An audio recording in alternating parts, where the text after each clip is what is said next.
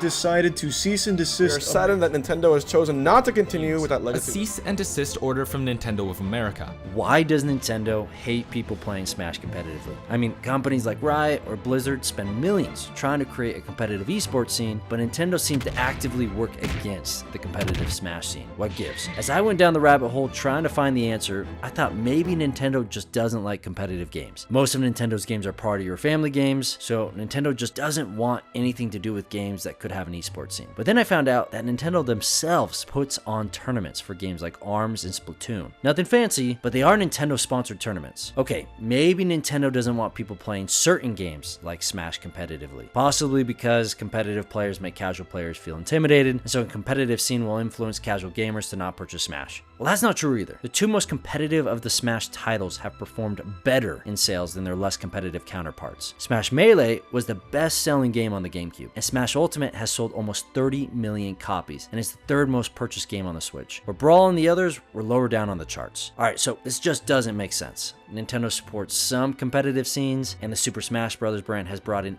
billions of dollars, with certain Smash titles rising even higher in the charts if the game was more competitive. Why then does Nintendo not support and many times actively work against the competitive Smash scene? Well, to understand the rocky relationship, we need to go back to the beginning, when Smash was created over 20 years ago by Masahiro Sakurai. In 1996, Sakurai was asked to come up with a few game designs for the N64. One was an RC robot adventure, and the other was a fighting game that he called Dragon King. Sakurai ended up choosing the fighting game Dragon King because it would take less time to develop. But as the development of the game progressed, Sakurai realized that he wanted to make Dragon King a slightly different type of fighting game than what most people were accustomed to at the time.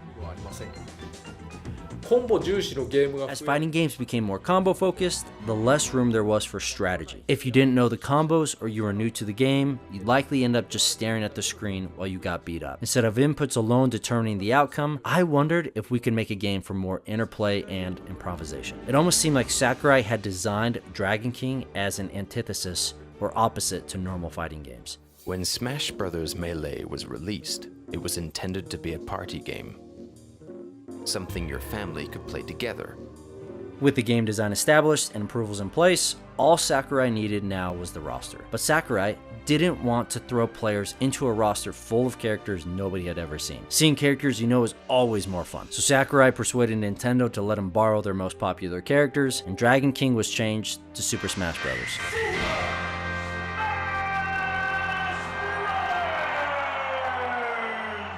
Smash 64 was released on January 21st, 1999, defying the odds and rising the charts. Nintendo, of course, was ecstatic, so Sakurai was given the green light to develop another iteration of Smash for their upcoming console, the GameCube. There's a problem though. It's 1999, and the GameCube is coming out in 2001, a year and a half from now. Somehow though, Sakurai does just that. Melee was a masterpiece, and Sakurai a god among men. The game was a hit the moment it was released, and word quickly spread on who was the best Smash player around. Gamers who loved Smash and rose from being the best in their neighborhood to something more. Why did they care? Why did players travel across the US and across the world to play Melee? It wasn't for the money, that's for sure. They did it because they loved Melee, and they had found wonderfully crazy people just like them who loved Melee too. The Smash community grew to a point where people all across the US were competing. Tournaments went from basement brawls to local events became established tournaments, and finally established tournaments caught the eye of Major League Gaming. They picked up the game, and Melee tournaments where thousands were being played around the United States. It felt like Melee was on top of the world of esports and would never stop growing. Surprisingly, up until 2008,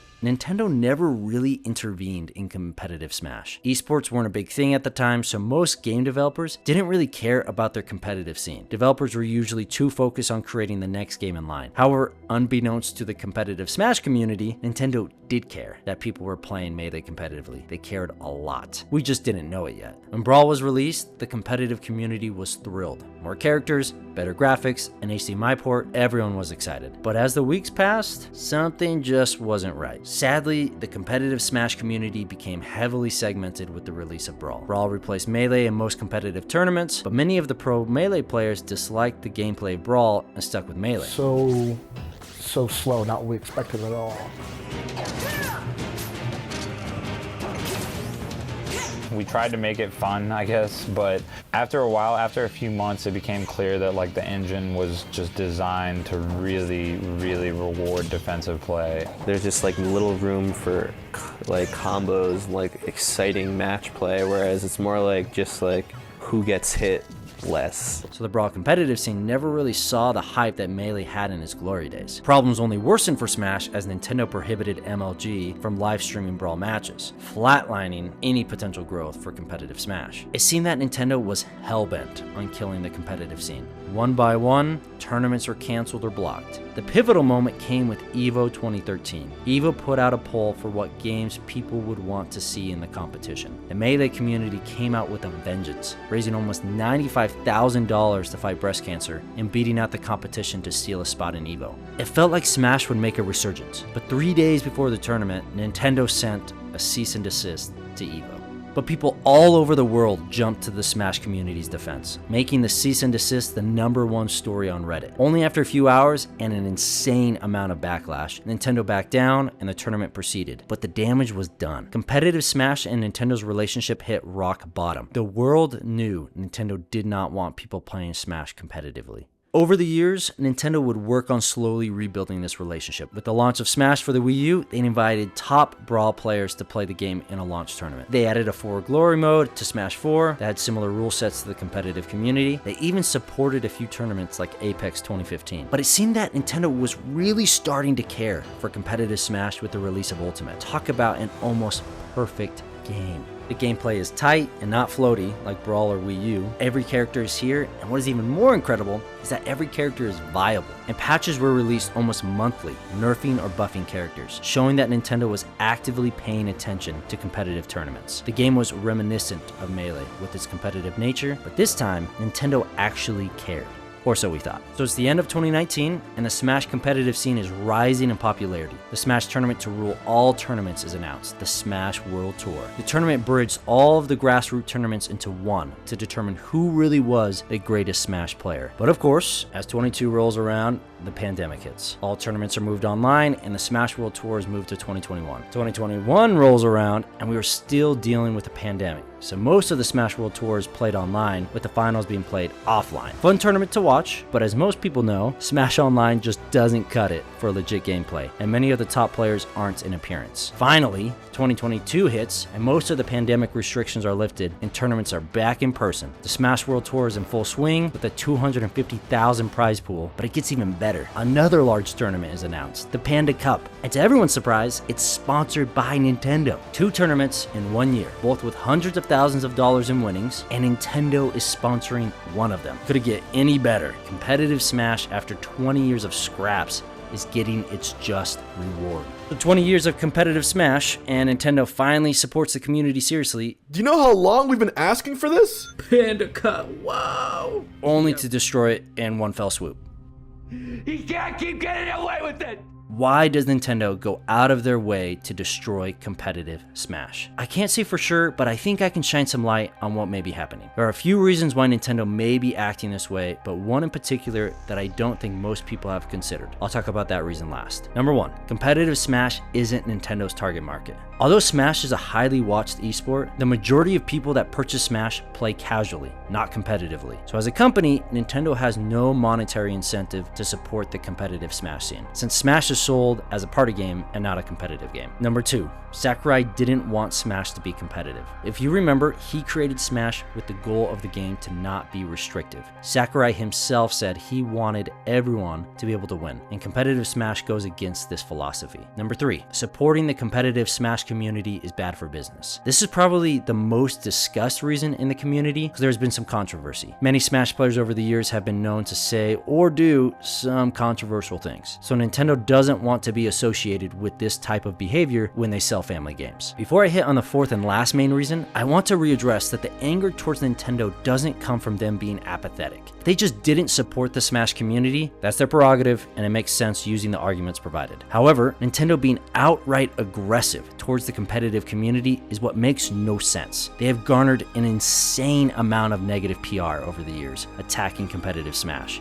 Way more negative PR than they would have received supporting the community with some misbehavior. So why be outright hostile for so many years? Number 4, Nintendo is old. What you need to understand is that unlike most video game companies, Nintendo is an old company, as in started in the 1800s old. What is even more crazy is that the company has only had 6 CEOs, 4 of which span from 1889 to 2015. Basically, 4 men have determined the focus and direction of Nintendo for over 100 years. That's unheard of. So what does that mean? Well, Nintendo is a company with strong ties to Japanese tradition. This tradition has had many positive effects on the company, including a commitment to their roots. Nintendo understands their target market and the games they are building better than any other gaming company. They aren't blown from trend to trend. Unlike many American game companies who seem to jump on any trend trying to ride the gravy train and make a quick buck. However, the greatest strength of Nintendo is also its greatest weakness. Nintendo does not budge from tradition to a fault. So when Melee was released and people treated it like a high-skilled competitive game, Nintendo and Sakurai saw this as a flaw, a mistake. Because remember, Smash was made to be the anti-fighting game, not its equal. And they wanted to rectify this mistake with Brawl. Sakurai put it this way: I had created Smash Bros. To be my response to how hardcore exclusive the fighting game genre had become over the years. There are 3 Smash Bros. Games out now, but even if I ever had a chance at another one, I doubt we'll ever see one that's as geared toward hardcore gamers as Melee was. Melee fans who play deep into the game without any problems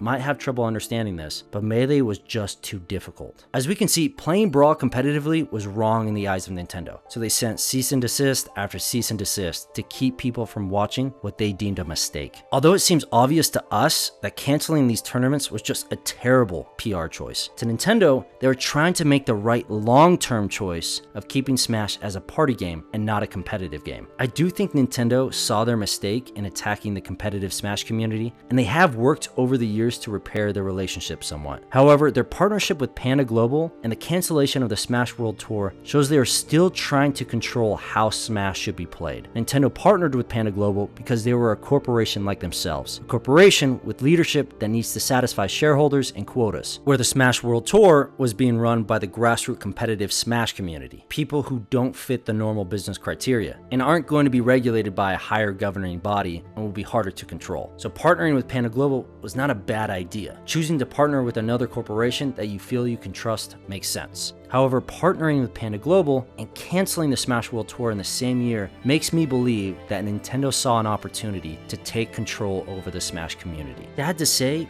but I just don't believe Nintendo and the Smash community will ever get along. Nintendo is just too focused on people playing Smash the right way that they really miss out on the beauty of having people play Smash the wrong way. A lot of people want, Nintendo to acknowledge our existence. If they pump some money into our competitive scene, it would be fantastic, a lot of people feel like. I certainly feel that way as well, but, in that same sense, we're kind of weird as a game. We took Smash, this party game, and we made it our own.